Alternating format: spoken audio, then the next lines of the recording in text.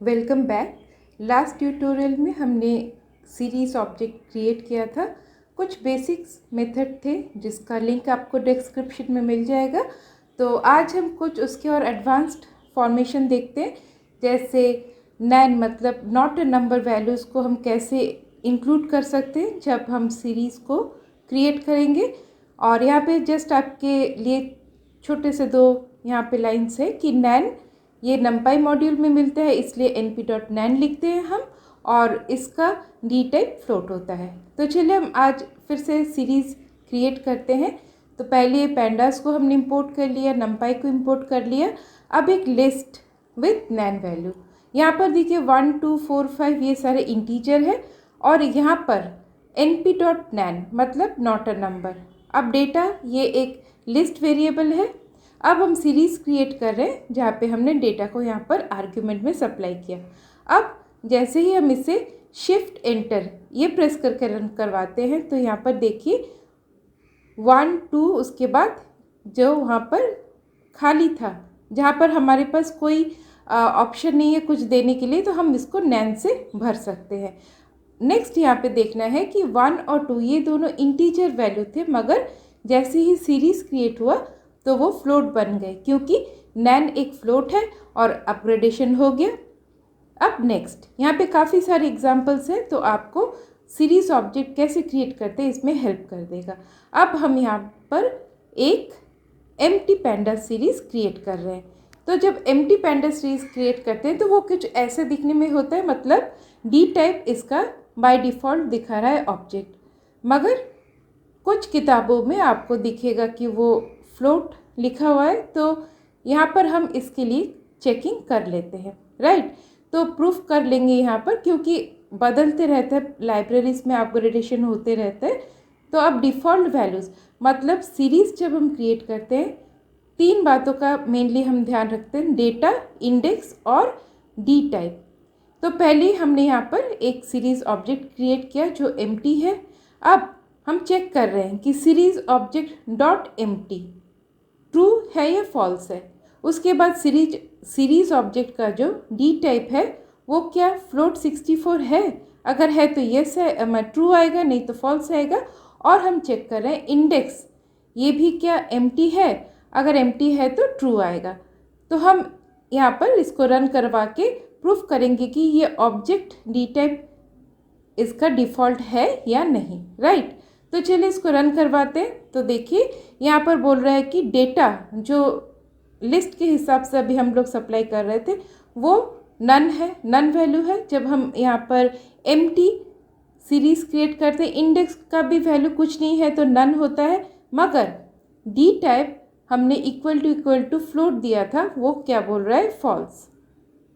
ठीक है, तो यहाँ पर यहीं से प्रूफ हो रहा है कि फॉल्स है इसका डी टाइप, अगर ये एक एम्प्टी सीरीज़ है, कुछ नहीं है, तो मतलब वो ऑब्जेक्ट टाइप डी टाइप होता है।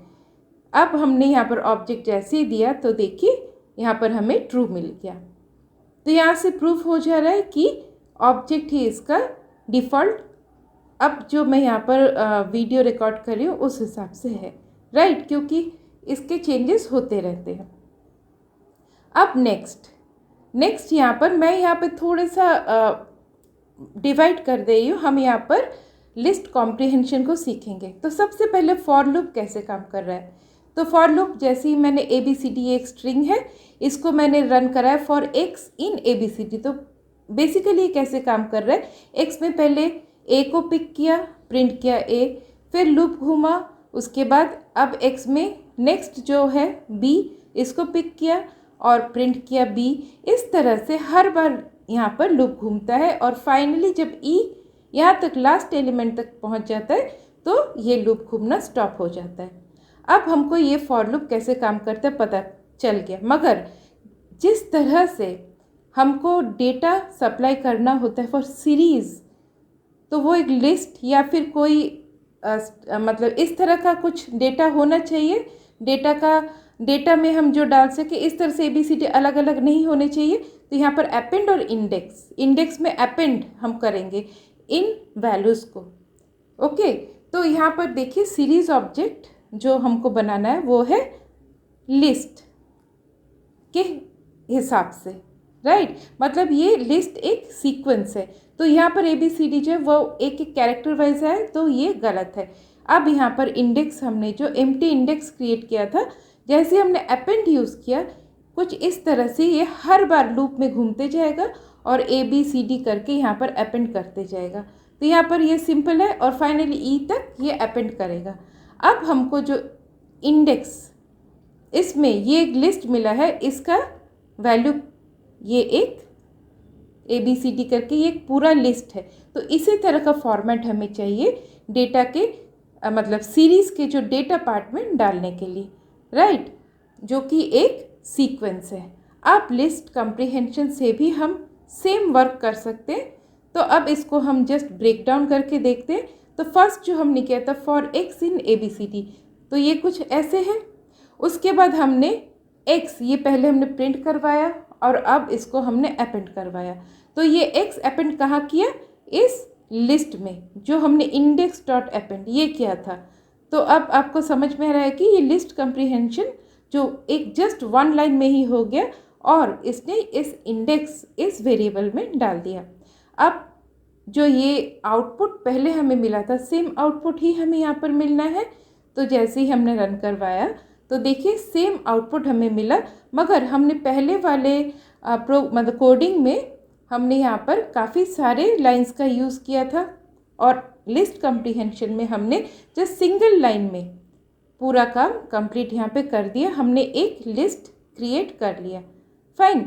अब इंडेक्स ये एक लिस्ट है, अब इसको हम यूज़ करेंगे फॉर क्रिएटिंग आवर सीरीज़। तो यहाँ पर देखिए फर्स्ट पार्ट ये है डेटा और सेकंड पार्ट ये है इंडेक्स। हमने जाना कि तीन बातें होती हैं, एक डेटा, एक इंडेक्स और एक डी टाइप। तो ये ABCD देखिए यहाँ पर एज इंडेक्स का जो लेबलिंग होता है उस हिसाब से यहाँ पे आ गया, फाइन। और ये 100 to 500 ये आ गया हमारा नॉर्मल डेटा में और इसका डी टाइप क्या है, इंट। तो ये एग्जांपल काफ़ी क्लियर है। हमने यहाँ पर लिस्ट कम्प्रीहेंशन कैसे हम इसको यूज़ करते हैं ये हमने यहाँ पर सीखा। अब चलते हैं नेक्स्ट एग्जांपल में। अब यहाँ पर नेक्स्ट एग्जांपल है specifying your own D type. अब तक हमने क्या देखा, उसे जो एक सीक्वेंस मतलब एक जैसे हमने लिस्ट यूज़ किया वहाँ पे जो भी तरह का एलिमेंट मिल रहा था उस हिसाब से डी टाइप बन रहा था।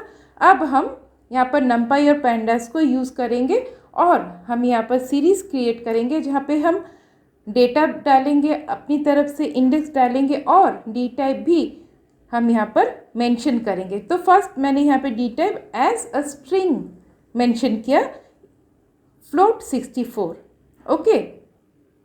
अब जैसे ही इसे हमने फ्लोट 64 किया तो नॉर्मल डेटा में क्या है 1 2 3 4 5 ये इंटीजर टाइप है और हम इसको खुद से कन्वर्ट कर रहे हैं। तो इसलिए हम अपना सेल्फ यहाँ पर जो डी टाइप है वो हम यहाँ पर चेंज कर सकते हैं, राइट। तो देखिए यहाँ पर इसने इंटीजर से यहाँ पर इसको फ्लोटिंग टाइप में कन्वर्ट कर दिया। अब मैंने यहाँ पे D type equal to float 64 जो लिखा था तो ये जो फ्लोटिंग टाइप में कन्वर्ट हुआ था, मगर इसको आप ज़्यादातर प्लेस में देखेंगे कि यहाँ पर D type equal to np.float64 है। अब इसको भी हम पहले एक बार रन करते हैं और यहाँ पर np डॉट मतलब नंपाई बता रहा है np, क्योंकि ये इंटरनली अगर हम इसको स्ट्रिंग में भी डालें तो भी वो नंपाई इस हिसाब से कन्वर्ट कर लेता है। तो जो इंटरनली वो कन्वर्ट कर ही रहा है तो उसको हम पहले से ही डाल देंगे, राइट। अब नेक्स्ट एग्जांपल यहाँ पर applying mathematical functions and expression to generate the data array using NumPy's arange and basic arithmetic operation. अब इसके लिए भी हम नंपाई को यूज़ करना है, पैंडास तो है ही, पैंडास नंपाई इन दोनों को इंपोर्ट कर लिया।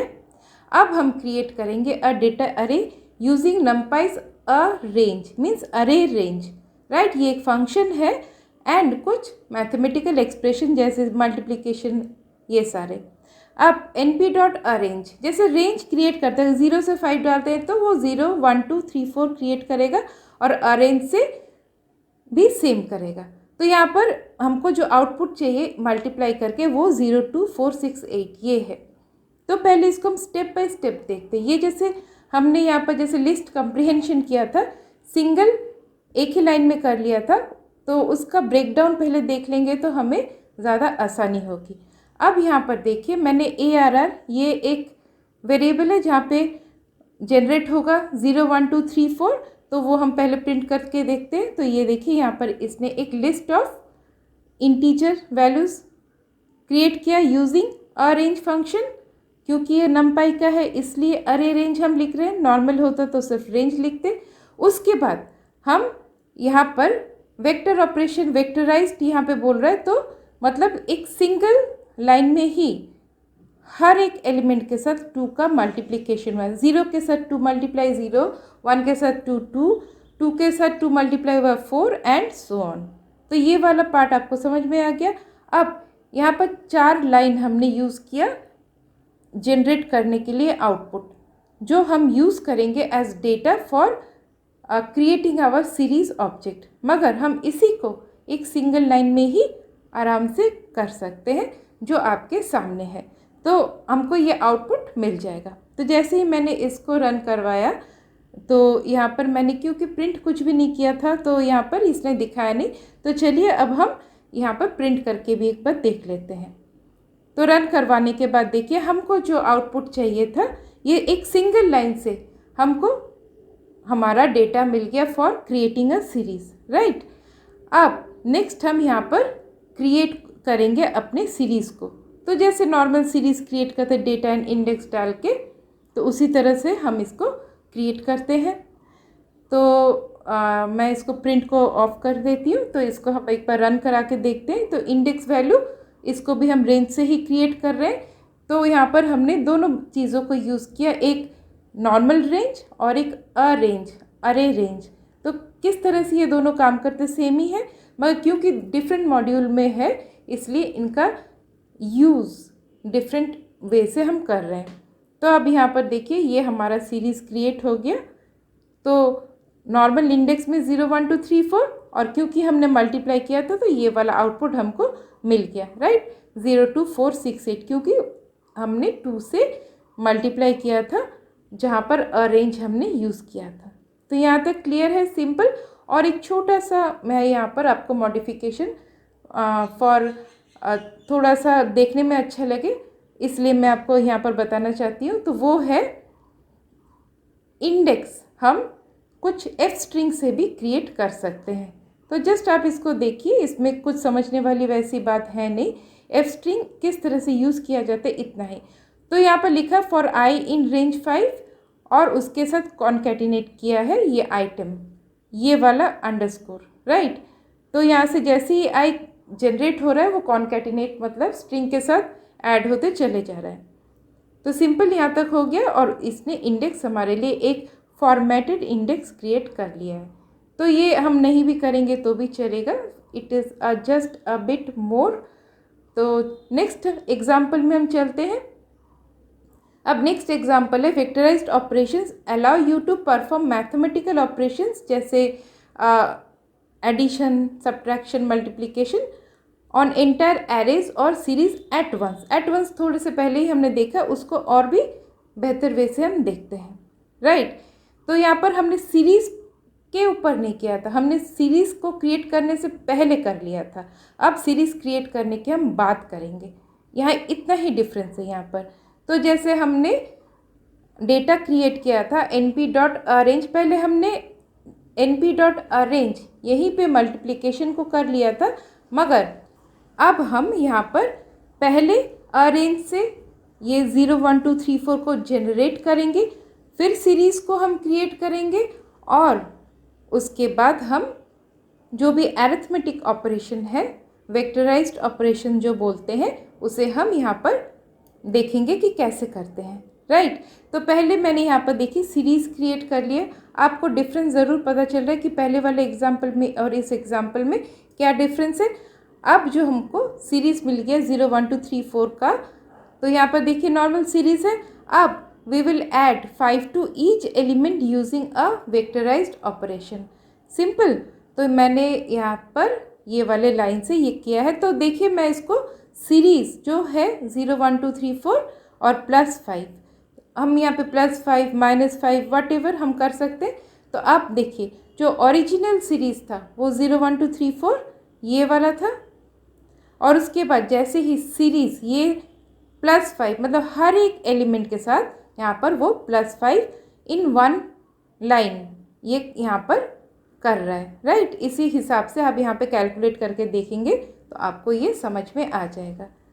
तो ये एग्जाम्पल एक दूसरी तरह से हमने सीरीज़ क्रिएट किया, और इसी तरह के और कुछ है, जैसे नेक्स्ट हम वो ज़रूर देखेंगे, मगर यहाँ पे और एक एग्जाम्पल लास्ट मतलब कुछ और एग्जाम्पल्स देखते हैं जहाँ पर हमने डेटा 1 डेटा 2 दोनों को क्रिएट किया। तो पहले हम इसको प्रिंट करके देख सकते हैं कि डेटा 1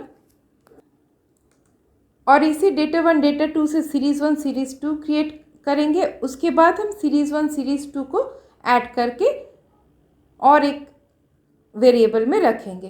तो ये है एक लिस्ट जो क्या है, कौन सा है, वो है डेटा 1 का पार्ट, और दूसरा है ये सीरीज़ डेटा 1 से बना है, दूसरा है सीरीज़ 2 ये डेटा 2 से बना है, और इन दोनों में एडिशन हुआ। देखिए प्रॉपर प्लेस जो है 0 के साथ 0, 1 जहाँ पर है उसके साथ 11, मतलब 0 number position 1 number position wise ये एडिशन हुआ है, राइट। तो आप थोड़ा सा यहाँ पर पॉज करके देखेंगे तो पोजीशन वाइज यहाँ पर एडिशन हुआ है। और सेकंड ध्यान रखना है कि ये इक्वल है तो इस तरह से दिखा रहा, अगर ये अनइक्वल होता तो इसका सिनेरियो कुछ डिफरेंट होता। वो हम नेक्स्ट कुछ वीडियोस में देखेंगे, नेक्स्ट कुछ ट्यूटोरियल्स में देखेंगे। तो आज के लिए इतना ही, फिर से मिलते हैं नेक्स्ट ट्यूटोरियल में, तब तक के लिए बाय बाय।